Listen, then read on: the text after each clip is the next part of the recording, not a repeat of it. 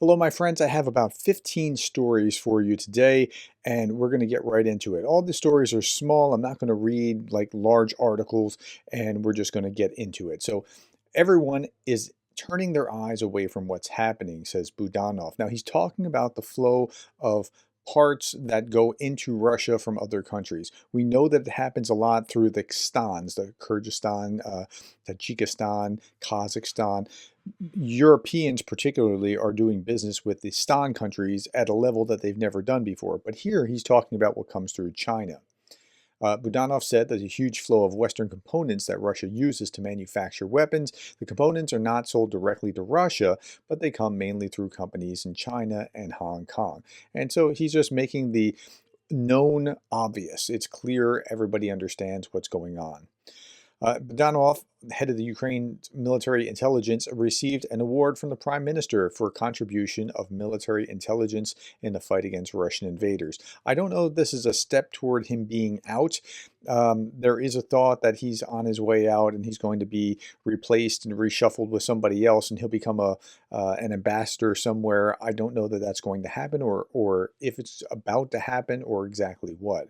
But meanwhile, the Ukrainian military is dismantling Russian Shaheds to use parts for their drones, which, I mean, you got to give the Ukrainians credit. These guys are clever as the day is long. They're just ingenious in what they do. Okay, the Kremlin plans to fund crypto mobilization efforts through 2027. So Russia plans, this is according to Euromaidan Press, Russia plans to allocate almost $1 billion for military contract payments from 2025 to 2027, indicating continued reliance on crypto mobilization for Ukraine war manpower. So what they're doing is they actually on their phones have some kind of registration that they have to do. Now, Ukraine does the same thing, but they're relying on this now for mobilizing. If you get a registration call up on your phone and you don't actually show up, that's a problem. You're going to lose your license or lose your ability to travel outside the country or lose your ability to do all kinds of things, get insurance, those sorts of things. Okay, so they're allocating more money to it and they're relying on it. I think they're projecting what their intent is.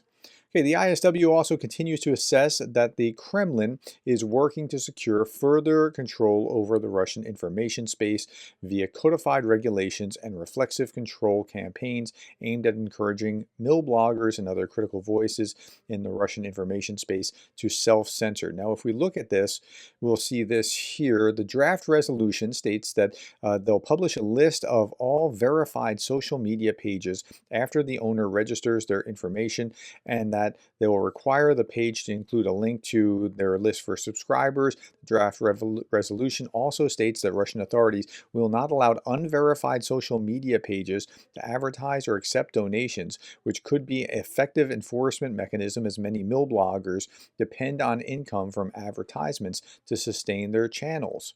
So they're going to take away their ability to get paid for doing the mill blogging, which means you better toe the Russian line or you're going to be out on your ear, and this is what's going to happen. Okay, one more point here. The Russian mill bloggers decried this new version of the registration law and argued that it could lead to the Russian state censoring the Russian language internet and the mill bloggers' coverage of the war. Exactly. That's what they intend to do. That's exactly what they intend to do. Okay. Now, I saw this and I couldn't believe the number, but it's including everything, every mortar, every small arms fire attack, everything. Russia launches 5,130 attacks on Ukraine in weekend assault. Odessa and Kyiv were among the targets, but if you look at it, so the big numbers were from 5,130 attacks, including 144 multiple rocket launchers, 82 airstrikes, 130 guided aerial bombs. So that's only a few hundred. The rest are like small arms fire and the equivalent. But that's still a lot. Okay, let's shift gears a little bit and talk about what's going on more politically. Preston Stewart, he does a really good job explaining some things that I am out of my depths with. He has some military background. He said, it seems like any content I publish that's about the war in Ukraine is met with lots of, what about Gaza comments. Okay, I've seen a lot of those kind of things too. But it's not the other way around. That's really interesting, isn't it? I don't see people upset in videos about Gaza or about Lebanon that the subject isn't Ukraine. Like they're not, if you're talking about here's what's going on in Gaza, people aren't like, well, what about Ukraine? Now, October 7th is Putin's birthday, and that's a really interesting date because October 7th was also the same day that Hezbollah attacked Israel. I don't know that they were doing it for Putin or had anything to do with his birthday, but there is some clear linkage. We are today on October 6th. Hostages have been held for an entire year, and we're yet to see Israel strike back for the most recent attack, so more about that will be forthcoming. Meanwhile, this is the 2-month anniversary of the Ukrainian Kursk offensive in Russia. It's reported that there was an order to push Ukrainians out of Russian territory by Putin's birthday. That hasn't worked out so well, has it? Now, other news: about 600 Swedish soldiers are going to be sent for Latvia in a few months to join NATO's ground forces in a brigade led by Canada. So NATO's trying to get themselves up and ready just in case the worst happens. Meanwhile, Slovakian Prime Minister Robert Fico said that the war in Ukraine continues only because the West wants to, quote, bring the Russians to their knees, unquote. Well, if the Russians don't want to get on their knees, there's an easy way to get around this. They can simply leave the country of Ukraine. Sure, sanctions will still apply, but as far as military activity, injuring and killing and maiming Russian soldiers, they can stop that pretty quickly just by leaving Ukraine. Chechen leader Razman Kadayrov was awarded the badge Honorary Builder of Russia for, quote, long work and achievements in construction. So, congratulations to him if this was a real thing that really mattered. Israel provided Ukraine with an early warning system for airstrikes, and so Israel actually did something here for Ukraine, where they had tried to be neutral before, but they're kind of recognizing trying to be neutral with Russia just doesn't work. Russia has not been even-handed in their dealings with Israel.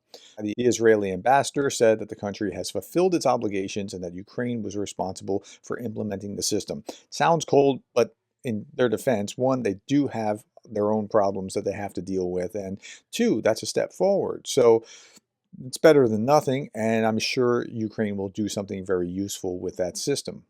Israel has bombed Beirut suburbs for days, killing the Hezbollah leader and possibly his potential successor, which leads to this idea. Sergei Sumleny said, we need to bribe Hezbollah so that they appoint Putin as their leader, and next week he'll be history.